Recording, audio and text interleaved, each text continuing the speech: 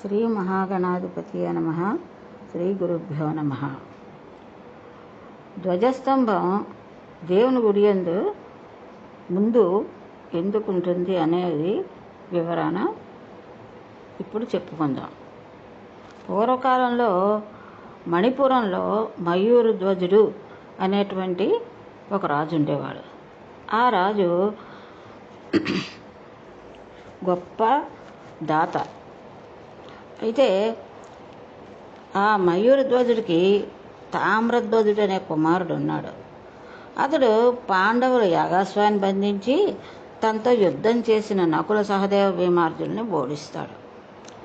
తమ్ముళ్ళు ఓడిపోయిన విషయం తెలిసిన ధర్మరాజు స్వయంగా బయలుదేరగా కృష్ణుడు అతన్ని వారించి మయూరధ్వజుని జయించేందుకు ఒక ఉపాయం చెప్తాడు.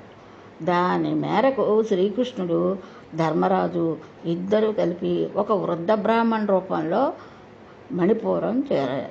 వారి చూసిన తర్వాత మయూరధ్వజుడు వారికి దానం ఇవ్వదలిచి ఏం కావాలో కోరుకోమని చెప్పాడు. అప్పుడు వృద్ధ బ్రాహ్మణ రూపంలో ఉన్నటువంటి శ్రీకృష్ణుడు తమ దర్శనార్థమై మేము వస్తున్న దారిలో ఒక సింహం అడ్డు వచ్చి ఈతని కుమారుణ్ణి పట్టుకుంది, బాలుని విడిచిపెట్టమని ప్రార్థించక అందుకు సింహం మానవ భాషలో మీ కుమారుడు మీకు కావాలంటే మయూర ధ్వజుని మణిపూర రాజ్యాధిపతిగా ఉన్నటువంటి ఆయన్ని శరీరంలో సగభాగం నాకు ఆహారంగా సమర్పించమని కోరింది. ప్రభువులు మా యందు దయతలిచి తమ శరీర భాగంలో సగభాగం దానమిచ్చి మా బాలుని కాపాడండి అని కోరుకున్నారు. వారి మాటలు విని అందుకు అంగీకరించిన మీదట వృద్ధ బ్రాహ్మణ రూపంలో ఉన్న కృష్ణుడు మయూరధ్వజుడి యొక్క భార్యాపుత్రులే స్వయంగా కోసి ఆ శరీరాన్ని ఇవ్వాలనే నియమాన్ని కూడా విధించాడు.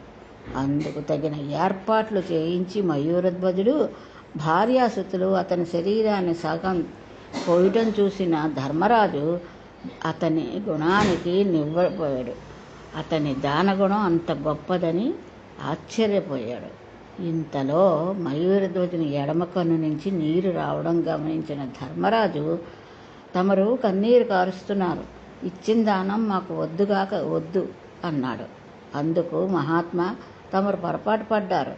బాధపడి నా శరీరాన్ని మీకు ఇవ్వటం లేదు. నా కుడి భాగం పరోపకారానికి ఉపయోగపడింది. ఆ భాగ్యం నాకు కలగలేదు కదా అని ఎడమ భాగం కన్ను మిగుల బాధపడుతోంది అని చెప్తాడు. మయూరధ్వజుని దానశీలతకు మెచ్చినటువంటి శ్రీకృష్ణుడు తన నిజరూపాన్ని చూపించి ఏదైనా వరం కోరుకోమని అన్నాడు. అప్పుడు మయూరధ్వజుడు అన్నాడు, పరమాత్మ, నా శరీరం నశించినా నా ఆత్మ పరోపకారార్థం ఉపయోగపడేలా నిత్యం నీ ముందు ఉండేటట్లుగా దీవించండి అని కోరగా అందుకు శ్రీకృష్ణుడు తదాస్తు అని పలికాడు. మయూరధ్వజ, నేటి నుంచి ప్రతి దేవాలయం ముందు నీ గుర్తుగా నీ పేరున ధ్వజస్తంభాలు వెలుస్తాయి. వాటిని ఆశ్రయించిన నీ ఆత్మ నిత్యం దైవ సన్నిధిలోనే ఉంటుంది. ముందు నిన్ను దర్శించి ప్రదక్షిణ నమస్కారాలు ఆచరించిన మీదటనే ప్రజలు తమ ఇష్టదైవాలని దర్శించుకుంటారు.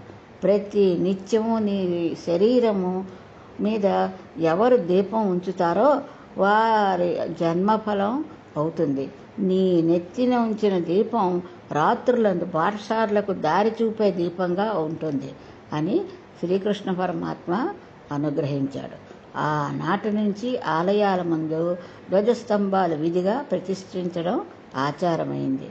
ఇంతటి గొప్ప దానశీలి త్యాగమూర్తి అయిన మయూరధ్వజుని పేరుతో నెలకొల్పిన ధ్వజస్తంభం ఏర్పడింది.